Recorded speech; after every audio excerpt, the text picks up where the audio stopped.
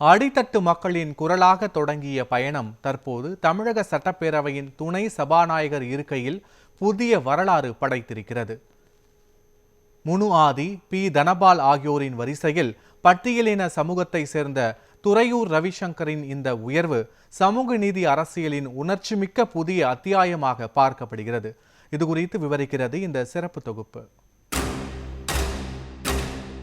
தமிழ்நாடு சட்டப்பேரவை வரலாற்றில் பட்டியலினத்தை சேர்ந்த தலைவர்கள் உயரிய பதவிகளை வகித்த நிகழ்வுகள் சமூக நீதி அரசியலின் முக்கிய அடையாளங்களாக பார்க்கப்படுகின்றன. குறிப்பாக சட்டப்பேரவையின் ஒழுங்கையும் ஜனநாயக மரபையும் காக்கும் சபாநாயகர் மற்றும் துணை சபாநாயகர் பதவிகளில் பட்டியலின சமூகத்தை சேர்ந்தவர்கள் அமர்ந்தது தமிழக அரசியலில் சமூக பிரதிநிதித்துவம் வலுப்பெற்றதற்கான எடுத்துக்காட்டாக கருதப்படுகிறது. அந்த வரலாற்று பட்டியலில் முதலாக இடம் பிடித்தவர் முனு ஆதி. 1977 புரட்சி தலைவர் எம்ஜிஆர் தலைமையிலான அதிமுக அரசு ஆட்சிக்கு வந்தபோது முனு ஆதி தமிழக சட்டப்பேரவை சபாநாயகராக தேர்ந்தெடுக்கப்பட்டார். 1977 முதல் 1980 வரை அவர் அந்த பதவியில் இருந்தார். பட்டியலின சமூகத்தை சேர்ந்த ஒருவர் சட்டப்பேரவையின் உயரிய பொறுப்பில் அமர்ந்தது அக்கால அரசியலில் முக்கிய மாற்றமாக பார்க்கப்பட்டது. இதனைத் தொடர்ந்து பல ஆண்டுகள் கழித்து பட்டியலினத்தை சேர்ந்த மற்றொரு தலைவராக பி தனபால் தமிழக சட்டப்பேரவை சபாநாயகராக உயர்ந்தார். அருந்ததியர் சமூகத்தை சேர்ந்த பி தனபால் அதிமுக கட்சியின் முக்கிய தலைவர்களில் ஒருவராக விளங்கினார். அவர் முதலில் அமைச்சராகவும் பின்னர் சட்டப்பேரவை துணை சபாநாயகராகவும் பணியாற்றினார். அதன் பின்னர் 2012 தமிழக சட்டப்பேரவை சபாநாயகராக தேர்ந்தெடுக்கப்பட்டார்.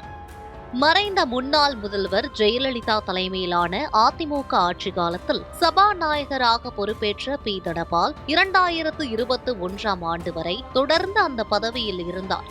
தமிழக சட்டப்பேரவை வரலாற்றில் நீண்ட காலம் பதவி வகித்த சபாநாயகர்களில் ஒருவராகவும் அவர் அறியப்படுகிறார்.